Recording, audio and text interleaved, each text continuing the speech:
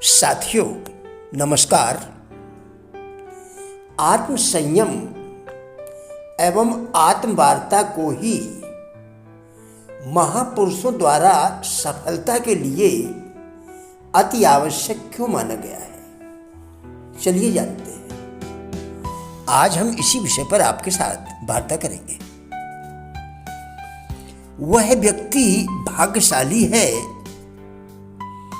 जिसके साथ उसके पिता यानी परिश्रम और माता सहनशीलता है। जीत आपकी किस्मत से हो सकती है, जीत आपकी किस्मत हो सकती है, लेकिन कुछ परिस्थितियों में आप हार भी सकते हैं। यदि आप अपने मन में विश्वास नहीं रखेंगे तो आप अपनी कमजोरियों की वजह से हार भी मान सकते हैं। आपके मन की आवाज शायद आपकी सबसे अच्छी दोस्त बन सकती है। अपना उत्साह बढ़ाएं, स्वयं से प्रतिदिन कहें, मैं अपने अंदर अच्छी बातें लेकर जन्मा हूं, मैं जीतने के लिए ही जन्मा हूं और सफलता पाकर ही रहूंगा। मैं जो चाहूं वह कर सकता हूं, मैं स्वयं को पसंद करता हूं। परिश्रमी व्यक्ति देखते देखते सफलता के शिखर पर पहुंच जाता है। परिश्रम को पिता की संज्ञा इसलिए दी जाती है कि पिता परिश्रम करके अपने परिवार का दायित्व निभाता है और माता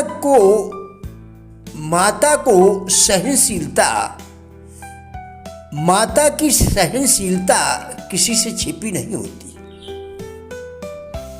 आइए सहनशीलता का एक उदाहरण देखते हैं।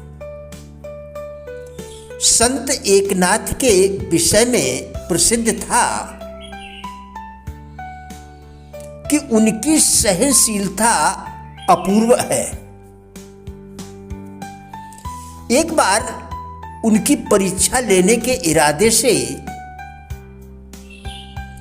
एक व्यक्ति उस पेड़ पर चढ़ गया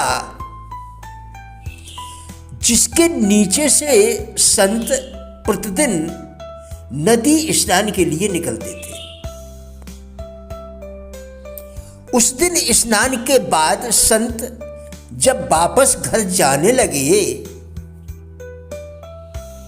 तो उस दुष्ट व्यक्ति ने संत पर कुल्ला कर दिया। संत कुछ बोले नहीं और दोबारा स्नान करने चले गए। उस दुष्ट द्वारा यह प्रक्रिया 108 बार दोहराई गई। फिर भी संत विचलित नहीं हुए।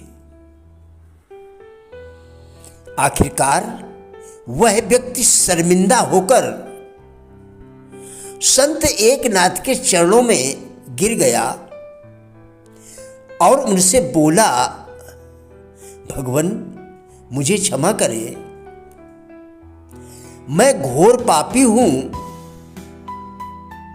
आपको बहुत कष्ट दिया। संत एकनाथ पूर्ण धैर्य के साथ बोले, नहीं पुत्र, मैं तो तुम्हें धन्यवाद दूंगा।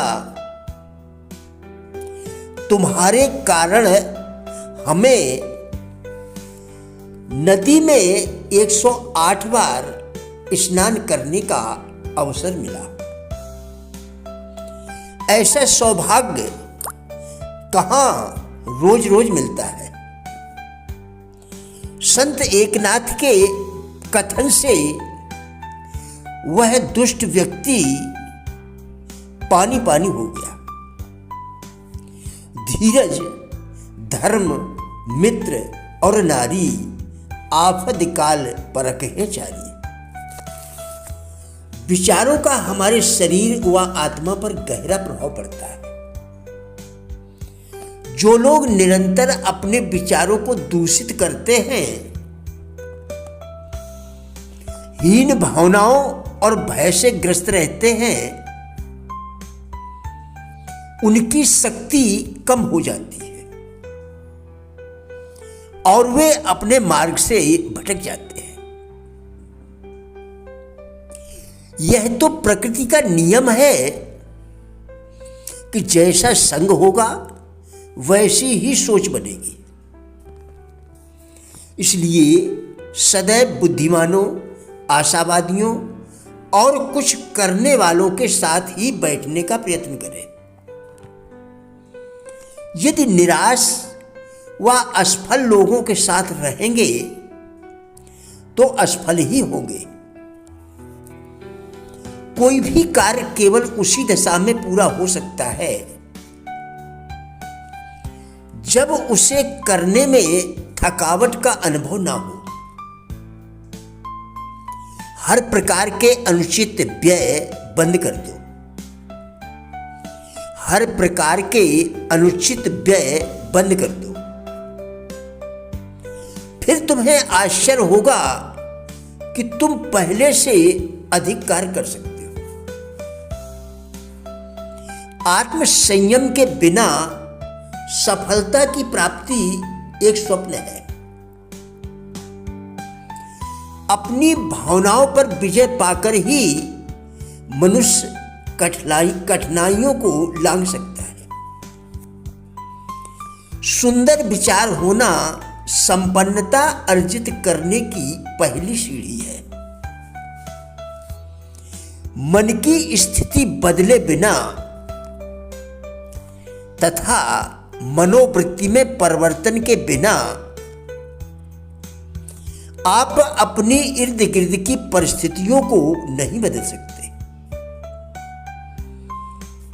सफलता के लिए आत्मचिंतन जितना सहायक होता है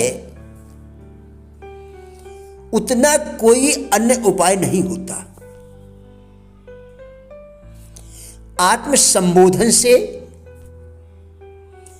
मन के साथ वार्तालाप करने से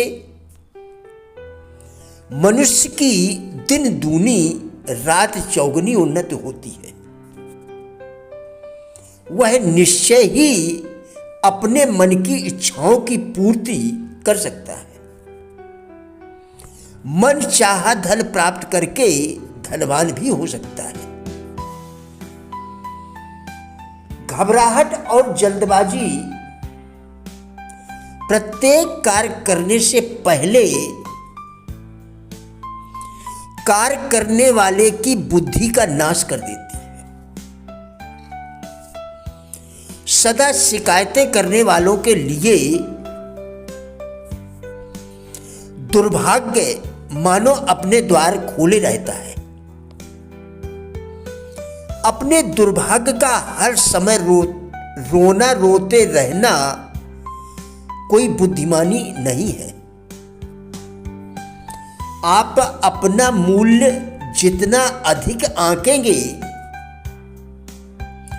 आप अपना मूल्य जितना अधिक आंकेंगे उतने ही बलवान होते जाएंगे।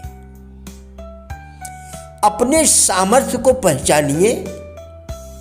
आपके अंदर बड़े से बड़े कार्य करने की क्षमता है।